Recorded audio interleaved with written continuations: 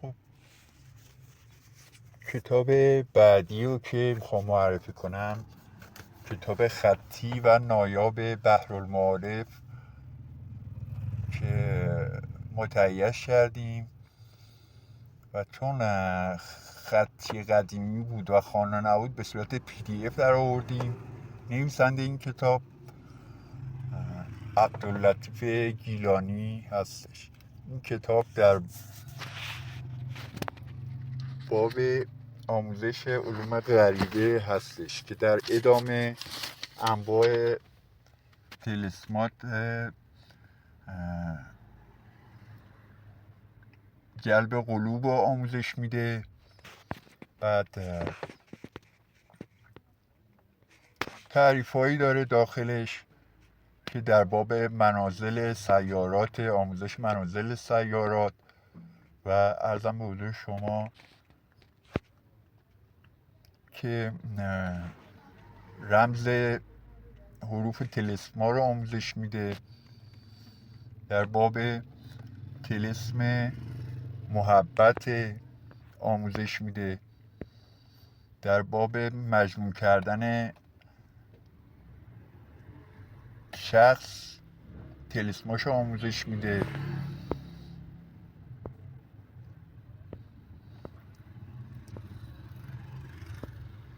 و در باب سیمیا هم آموزش های خیلی خوبی داره.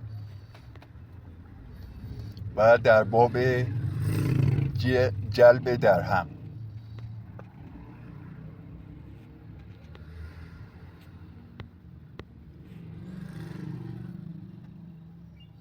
و این کتاب در باب سیمیا که اگه کسی بخواد تبدیل مایعات انجام بده اونو آموزش میده دوباره. و در باب قهریه و تدمیه دوباره تلسماش آموزش میده. و در تلسمایی در باب دشمن هستش.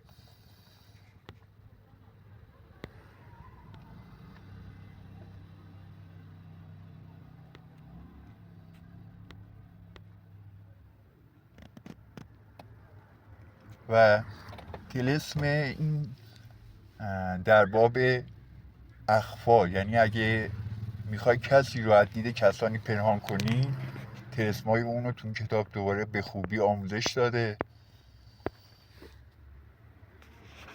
و در باب رجم الدار، یعنی اگه بخوای خانه کسی رو سنگباران کنی تلسماشو آموزش میده. خلاصه کتاب خیلی خوبیه. و حتی اگه تلسم داره که بخوای کسی رو وادار کنی که در جایی هست اونجا نقل مکان بکنه.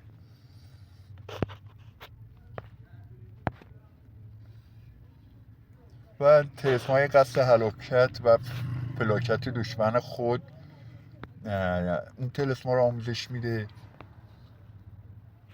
و در باب سیمیای عجیب، یعنی همون طی الارض،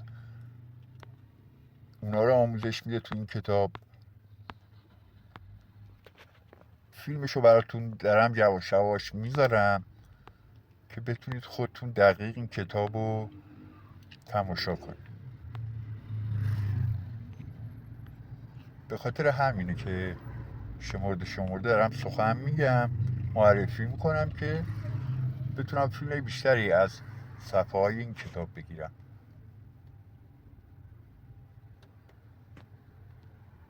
و تلسمایی داره در باب عقدالذکر، یعنی اگه بخوای آلت کسی بسته بشه تلسمایی برای آموزش میده.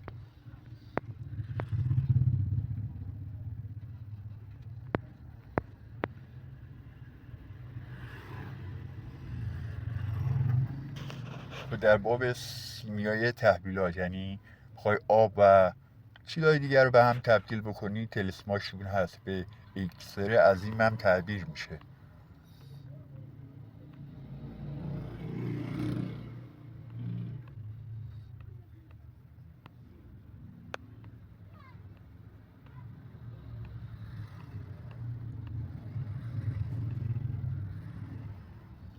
و در باب طی الارض آموزش میده، تلسماشو میگه. و در باب ترکیب سحر سیمیا.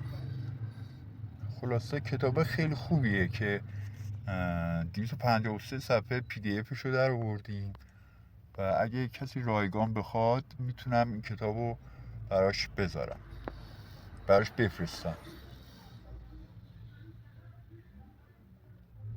و در باب جلب خدام تلسم داره، آموزش تلسماشو میذاره. خلاصه این کتاب با خودتونه که بخواید تلسماشو اجرا بکنید خطرناکه و دستور اجازه میخواد داشته باشید.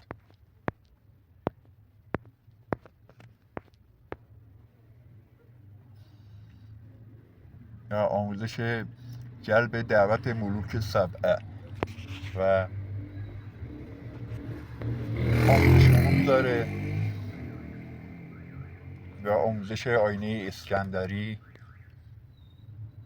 و آموزش اقسام سحرهای جفر اسکندری و در باب آموزش فتح کنوز کبرا.